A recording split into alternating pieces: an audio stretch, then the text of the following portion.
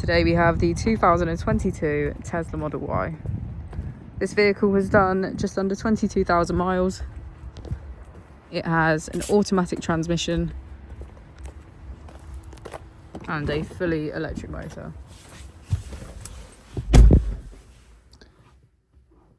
On our user interface, we're met with an overview of the vehicle. This allows us to open the bonnet, charging port and boot, all from within inside the car. On our Tesla icon in the bottom right, we can access our controls, dynamics, charging, autopilot, schedule, safety, service and software. Within safety, we have advanced features such as a pin to drive and a glove box pin. If we go back into software and click on additional vehicle information, we can get a deeper analysis of the vehicle spec. The Model Y comes with a 360 degrees camera, and with that you can access your dash cam.